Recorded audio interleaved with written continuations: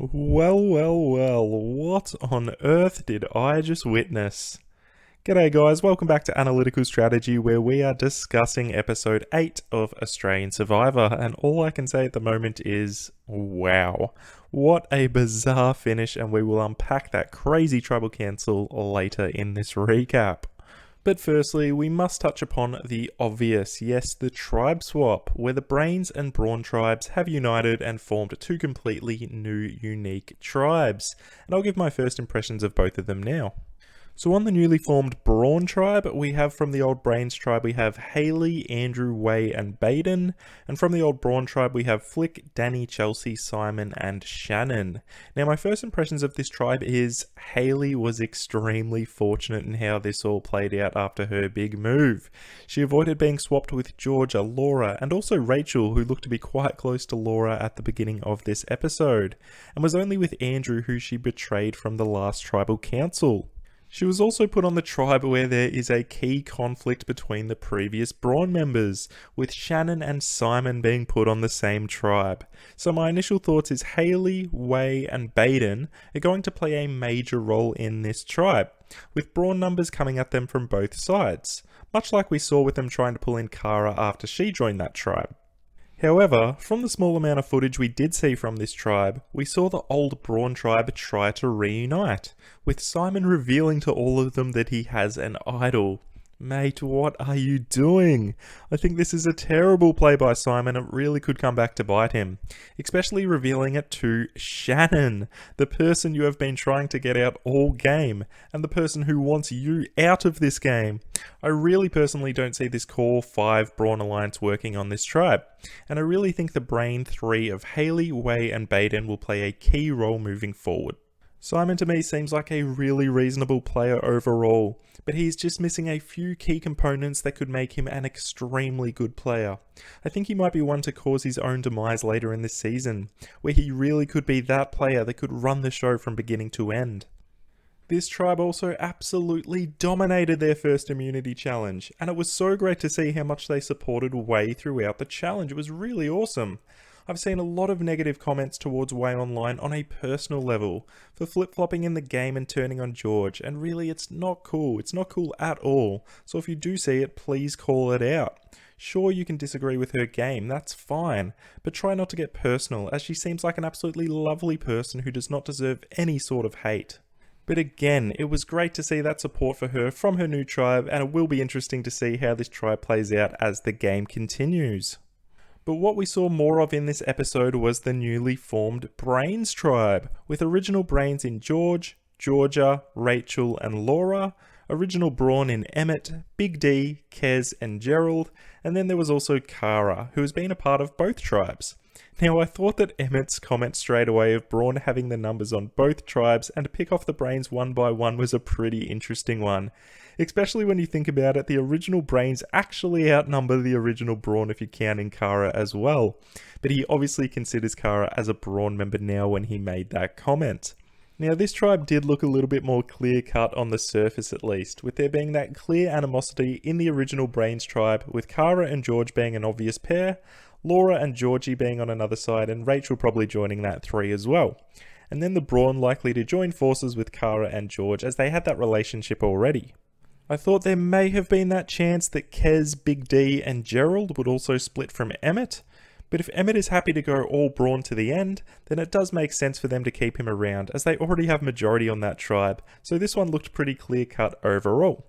Now, a nice contrast of Simon's poor gameplay of telling Shannon he has an idol to try and pull her in, was Big D telling George that George gets the say in who goes home to try and pull him in and give him some satisfaction of being at the bottom all game so far. I think Big D played this very well, and it was similar to when Simon's original Brawn alliance tried to pull Big D into their alliance. So yeah, I think this is a really nice contrast, and it was really well played by Big D overall.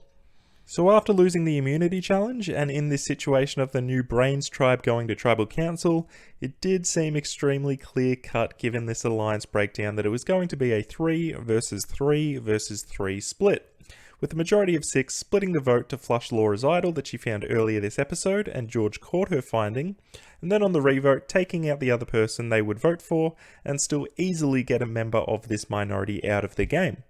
I mean, it's pretty standard Survivor and it is something we see every season. However, George was having a lot of trouble getting this plan across to his other alliance members. We saw the rest of his alliance really struggle with the concept of a split vote. And even Emmett say in a confessional it was a bad plan because it was too difficult to understand. No, Emmett, no it wasn't. It was very easy if you have seen any Survivor seasons before. And although I don't know the breakdown, it looks as though it must be a heavily recruited season, with quite a few people that hadn't seen any Survivor before if they found it difficult to comprehend a split vote. So for me personally, coming from Australia, I saw some Australian Survivor commercials and they said it was going to be one of the biggest blunders in Australian Survivor history. So I already knew there was a mistake coming with this split vote, where I'll discuss this from a production standpoint shortly.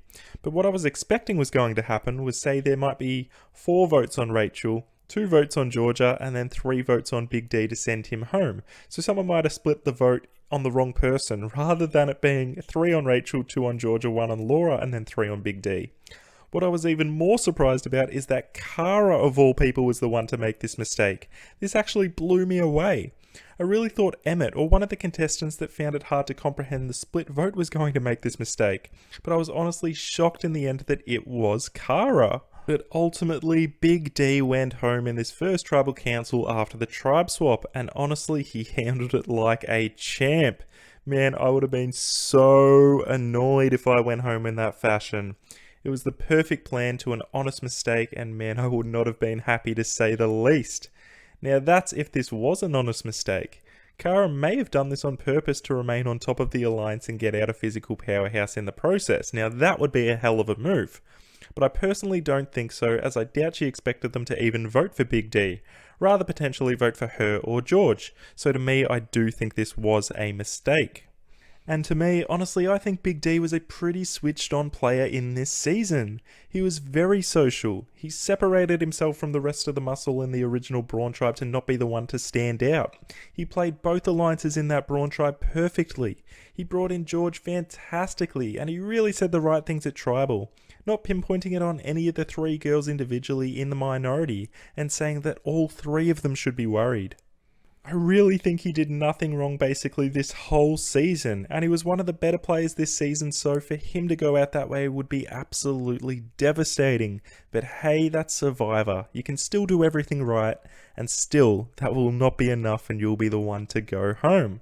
Now, just before I wrap this episode up, I do need to quickly highlight this from a production perspective as mentioned. Now, Australian Survivor, I am very grateful for you bringing this show to our country and for this being such a great season again. But for me, you are literally ruining episodes for me in these previews. You told us a blunder was going to happen in this episode before it aired, so we knew what to expect and we knew Big D was going to go home. You've already told us in the next episode there's going to be a double tribal council, and finally you said to expect a twist at this tribal, which does give the audience a fair idea of what might happen, which I'm not going to go into in any further detail, but please reconsider what you advertise and try not to give anything away in terms of who may go home. I like to watch Survivor without knowing anything that's going to happen, and taking it all in as it comes, so these previews make it really difficult from that standpoint. Also, if you are an international viewer, I would avoid watching these commercials if you can. But putting all that aside, it has been a very enjoyable season so far, and I do still look forward to tonight's episode and to see how said double tribal plays out.